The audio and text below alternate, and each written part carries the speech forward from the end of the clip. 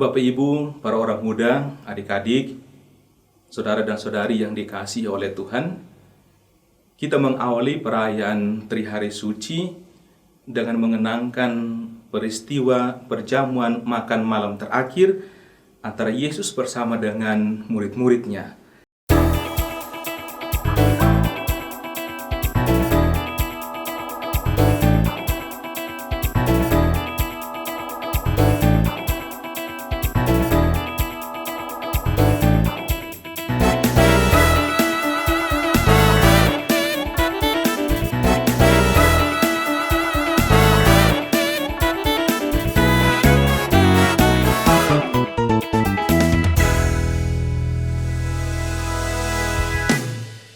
Saya yakin Bapak Ibu, Saudara dan Saudari yang terkasih telah tahu bersama jalan ceritanya.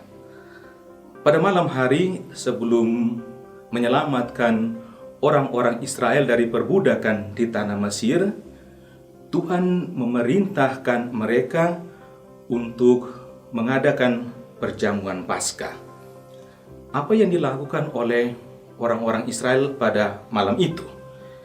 Setiap keluarga Israel harus menyembelih seekor anak domba jantan muda berusia setahun. Lalu, darahnya harus mereka ambil dan mereka harus mengoleskannya pada ambang atas pintu rumah-rumah mereka. Pada malam hari itu ketika Tuhan keluar untuk menghukum semua orang Mesir, tanda darah yang berada di atas ambang pintu rumah mereka itulah yang akan menyelamatkan mereka. Nah, Bapak Ibu, Saudara dan Saudari yang terkasih, perayaan makan malam bersama antara Yesus dan murid-muridnya adalah peringatan atas peristiwa tersebut. Apa yang dibuat oleh Yesus pada makan malam bersama murid-muridnya? Ada dua hal yang Yesus lakukan. Yang pertama, dia menetapkan perayaan Ekaristi yang selanjutnya harus dilakukan oleh para muridnya sebagai peringatan akan dia. Lalu yang kedua, Yesus membasuh kaki para muridnya.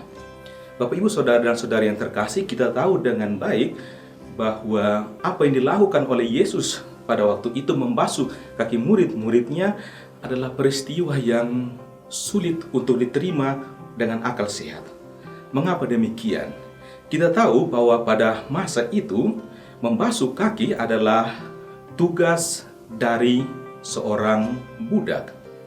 Hamba membasuh kaki tuannya, rakyat biasa membasuh kaki rajanya, seorang bawahan membasuh kaki atasannya, seorang murid harus membasuh kaki gurunya, dan anak-anak membasuh kaki orang tuanya. Itu yang harus dilakukan. Karena itu apa yang dibuat oleh Yesus itu tidak bisa diterima dengan akal sehat. Bapak Ibu, Saudara dan Saudari yang terkasih, apa yang Yesus lakukan pada saat itu? Membasuh kaki murid-muridnya. Apa yang ingin dia katakan dengan peristiwa tersebut? Ketika Allah yang Maha Tinggi berlutut di hadapan kita dan meminta cinta kita, pada saat itu secara hidup manusia dirubah.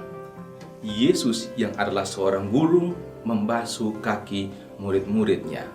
Hal yang tidak pernah dipikirkan oleh Petrus dan teman-temannya. Karena itu masuk akal ketika Yesus hendak membasuh kakinya, Petrus dengan sangat keras menolak. Petrus dengan sangat keras memprotes. "Guru, apakah engkau hendak membasuh kakiku?" Namun yang dilakukan oleh Yesus pada saat itu adalah dia tidak ingin berdiskusi banyak dengan murid-muridnya.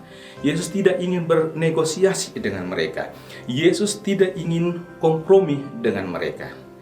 "Jikalau aku tidak membasuh kakimu, engkau tidak mendapat tempat di dalam aku." Dengan kata lain, jika aku tidak membasuh kakimu, engkau bukan lagi muridku.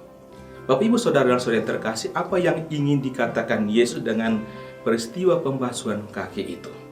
Ada banyak hal, saya ingin katakan satu. Yesus ingin mengajak para muridnya untuk melayani satu sama lain. Sama seperti dia, kalau dia yang adalah guru mau membasuh kaki mereka, mereka harus mau membasuh kaki satu sama lain. Petrus dan murid-murid adalah pemimpin gereja yang dipercayakan Yesus kepada mereka.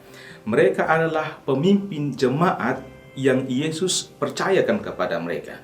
Sebagai pemimpin jemaat, tugas mereka bukan saja memimpin, tapi yang paling penting adalah melayani.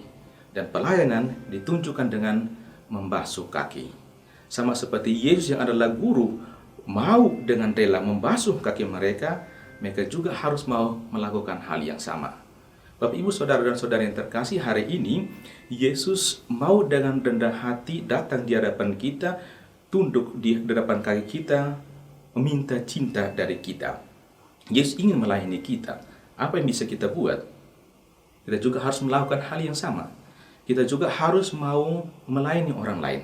Mari kita mulai dengan melakukan pelayanan di rumah kita masing-masing.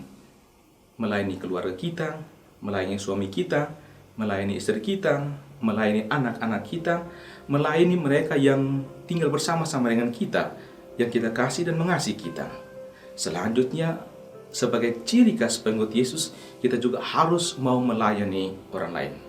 Bapak, Ibu, Saudara dan Saudari yang terkasih, semoga perayaan Trihari Suci ini, tapi terlebih perayaan Kamis Putih ini, membangkitkan lagi kesadaran kita bahwa yang paling penting, yang menjadi ciri khas seorang murid Tuhan adalah melayani dengan hati dan melayani dengan cinta.